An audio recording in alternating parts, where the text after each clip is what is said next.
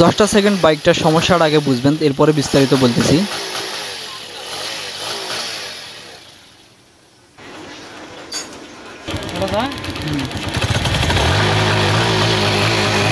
তো বাইকটার মেন সমস্যা হচ্ছে কারেন্ট কিন্তু ঠিকমতো পাচ্ছে না, বাইকটা কিন্তু প্রচুর ধাক্কাধাক্কি করতেছে, এই কারণে কিন্তু বাইকটা আমাদের গ্যারেজে আসছে। আর এই বাইকটা বিভিন্ন জায়গায় দেখাইছে, অনেকে বলছে সিডিআই কাটছে, কেউ বলছে পিক আপ কয়েল কাটছে। তো আমরা আসলে এটা সমস্যাটা ধরবো যে সমস্যাটা কী হয়েছে।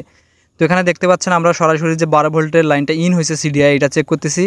তো এখানে একটা বাল্ব জ্বালাই দিয়েছি, লাইন কিন্তু ওকে আছে, কিন্তু হ্যান্ডেলটা যখন আমরা ঘোরাঘুরি করতেছি বাল্ব কিন্তু ব্লিঙ্ক করতেছে, অর্থাৎ আপ ডাউন করতেছে। এটা আসলে মূল সমস্যা। যখন বাইকটা স্টার্ট করার পরে এক্সেলেশন দিচ্ছি তখন কিন্তু সমস্যা হচ্ছে, এটার ওয়ারিং কোথাও ফল্ট আছে। তো আমরা এখন ফল্টটা চেক করব।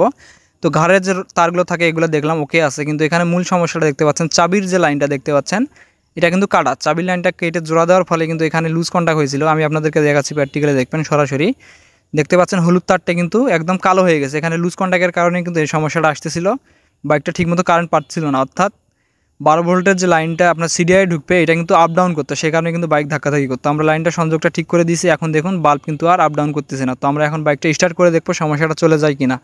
তো 100% সমস্যাটা ইনশাল্লাহ চলে যাবে। তো দেখতে পাচ্ছেন বাইকের সমস্যা চলে গেছে, এখন কিন্তু আর আপ ডাউন করতেছে না। তো মূলত বাইকের যে কোনো সমস্যা হলে আগে সমস্যাটা ধরতে হবে, এরপরেই বলতে হবে। বিভিন্ন জায়গায় কিন্তু বিভিন্ন কিছু বলে বাইকারসে একদম ভয় খাওয়াইছে, কেউ বলছে সিডিআই কাটছে, কেউ বলছে পিক আপ কয়েল কাটছে। তো ভিডিওটা কেমন লাগলো অবশ্যই জানাবেন, পেজটা আমাদের অবশ্যই ফলো করে দিবেন। ভালো থাকবেন সবাই, আল্লাহ।